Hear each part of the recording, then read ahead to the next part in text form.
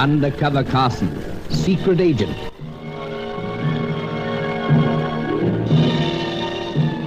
Operation Deathray, an assignment in Rio.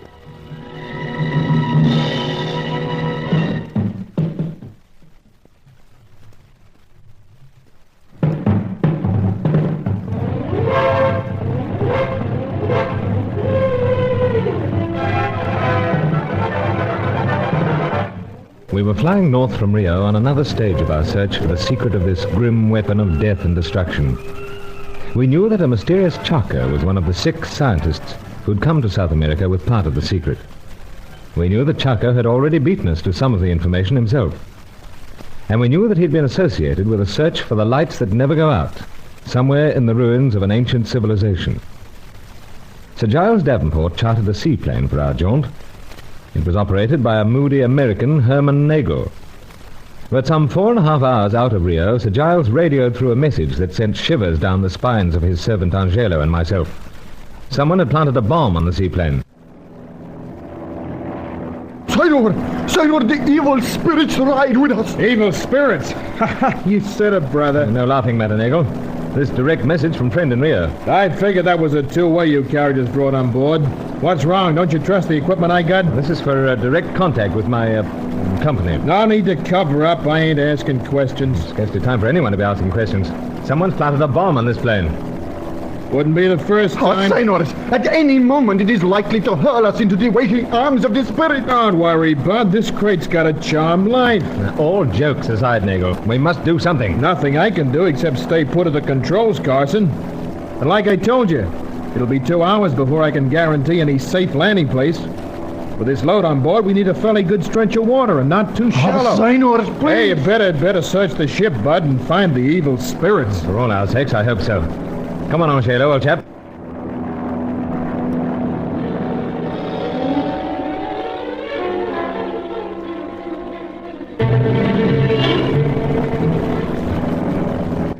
No sign of it, I'm afraid. But it must be here, Senor.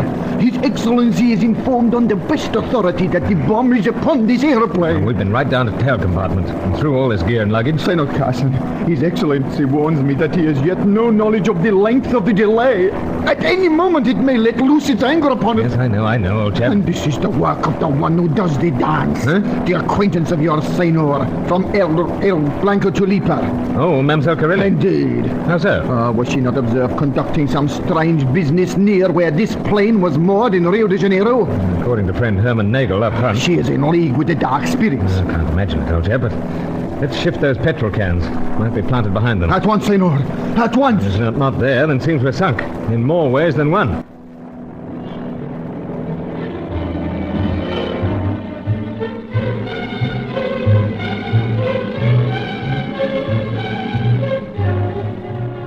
The plane rocking heavily at times, it was a ticklish business shifting those petrol cans. But the situation was ticklish, to say the very least. There was still no sign of the bomb. Surely the divine Fay Corelli couldn't be as callous as this. I sent Angelo forward to the control cabin to tell that cool coot Nagel that the search was fruitless to date. Then I contacted Sir Giles. The old boy was standing by. He seemed miles and miles away, which he was. Over 500 now. Yes, Carson, old fella. You're coming through. What about the extra cargo? No luck yet, Sir Giles. Man alive, you must find the dash thing Or we won't be. What was that, Carson? Or we won't be alive. This is no joke, man. I'm not treating it as such, I assure you. But we've searched high and low. It's on board somewhere. Yes, but precisely where? Well, she didn't tell me that. She? Who was this, Sir Giles? Your dancer friend. Fay? Yes. Fay Corelli? That's right. Yes, Carson, she rang me halfway through the morning. Did she put it on board? I don't know. She hung up immediately, she warned me. Yeah, so she's not villainess after all. Well, she may simply be regretting it all. But, Carson, you must find it. Nowhere else to look, sir. Then get the plane down on the river somewhere. Abandon it. Yes, I thought of that, but Nagel says it's about 2 hours to a suitable landing place. We're carrying a big load of petrol. Dump it, man. Do anything, but save your hide. Look, this is desperate. Yes, I realize that, but, suggestion. Contact Fay. Well, I'm doing my best, old chap. I'll signal through the moment I have anything. Good. Meanwhile, try to persuade Nagel to land somewhere. If you can't find the bomb, then abandon the plane. It may only be a matter of minutes before it goes up.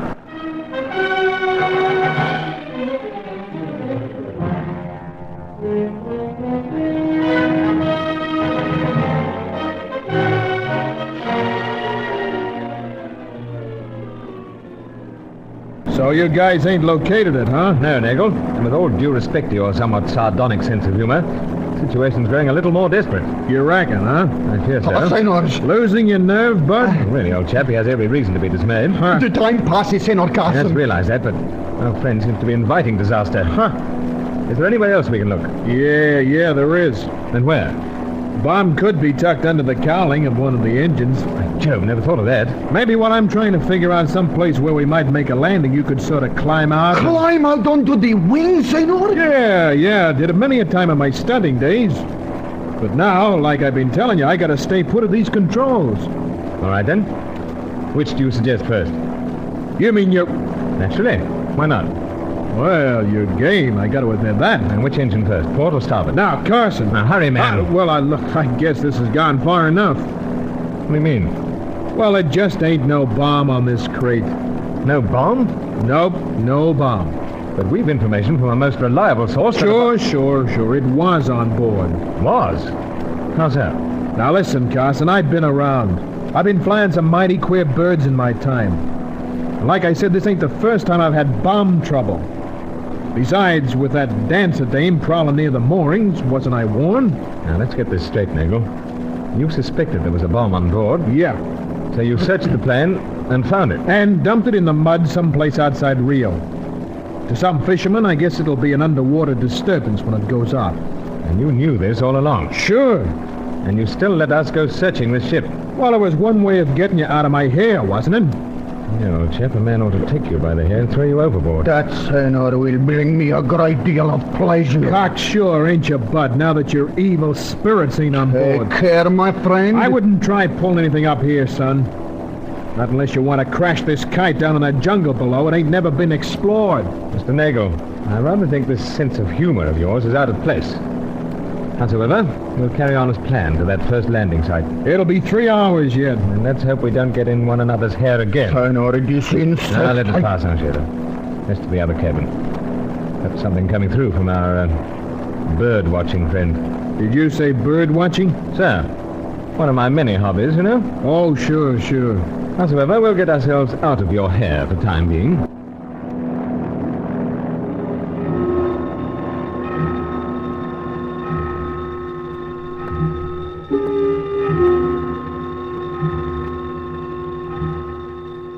Angelo had a murderous air about him.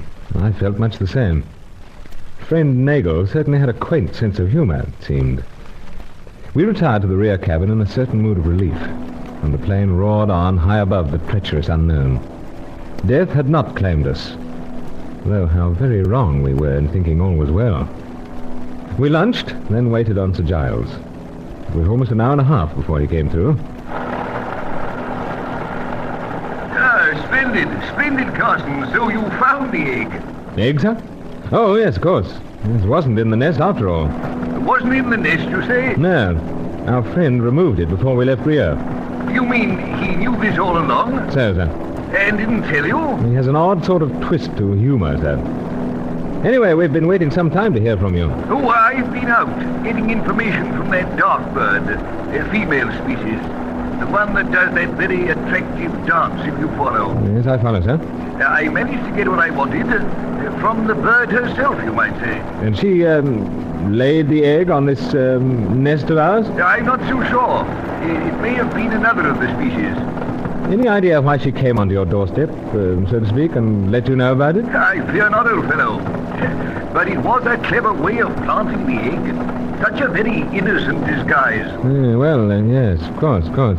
Anyway, Carson, I'm relieved to know that no harm can come to the nest. We won't waste any more juice. I'll be hearing from you in due course, I trust. So, sir, at prearranged time. Good. Then all the best of luck for the present. Thanks, Sir Giles. Cheers for now. Well, Angela, that's that. So much for our egg. These eggs, The Signore. bomb, Father. Ah, si, indeed. The evil spirits no longer ride with us. Let's hope not. Meanwhile, I'll get up to the control cabin and see what progress we're making.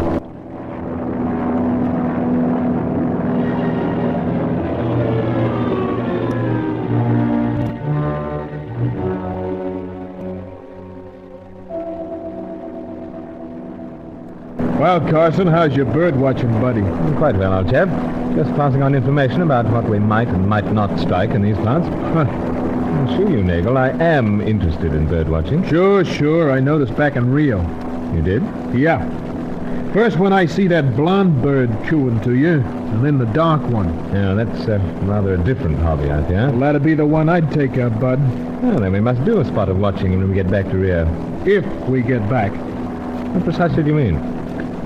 Well, when someone plants a bomb on the ship, it means trouble, I figure. Though I ain't minding anybody's business but my own. Oh, don't worry. But, how did you manage to locate the bomb? First, Bud, like I said, I suspected someone was paying too much attention to this kite. So I look her over. Anybody could have found it. Seen through the disguise, you mean? Disguise? Listen, Carson, in my time I seen some bombs planted. This was strictly amateur. It was wedged down in the tail compartment, had bomb written all over it. Howsoever, old chap, I'm told that it was cleverly planted and under an innocent disguise. Huh? Well, how'd you come by that? My bird-watching friend happened to mention it. Cleverly planted. Innocent disguise. You know something, Carson? I figured there were 2 bombs put on board. 2? Sure, the amateur job I found, the one you ain't found. I guess I got cause to be dismayed after all. I rather fear we all have. A second bomb. And we've already searched the ship.